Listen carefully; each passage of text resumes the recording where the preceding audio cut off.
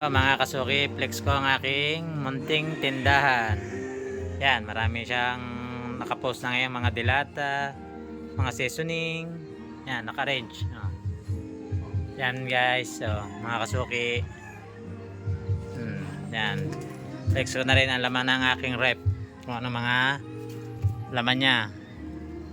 Yan, may kalabasa, gulay. Tapos dito sa ilalim may mga inumin. Yan. Ganyan ang aking pagkaka-arrange ang aking tindahan.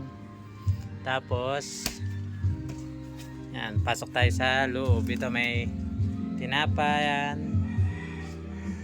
Then dito sa loob yan. Yan, may mga alak, inumin. Diyan nakakamada. Tapos yan siya. Ang dami ng Coco Mama. Tapos dito sa taas mga shampoo. Tapos dito naman yung mga Lucky Me Canton. Yan o, itlog. Yan, dapat hindi mawala sa tindahan kasi mabenta yan. Tapos ito yung mga pinamili ko kanina dumating galing sa grocery. Yan, hindi ko pa na-arrange, ayusin ko pa yan. Grocery, nasaan ang tatak nya? Yan o, galing sa grocery, bagong dating yan, kadating lang. Then dito yung mga lagayan ko ng sabon. Yan o, mga sabunan ko. Tapos ito ang aking bantay, wow. Sexy. Yan. Tapos dito mga frozen foods. Yan, hindi na siya gano'ng ano, pero marami pa rin siya oh.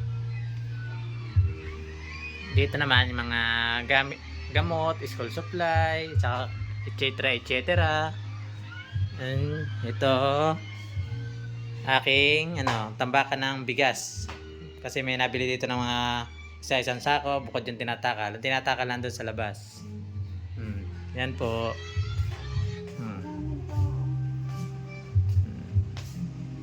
Yan.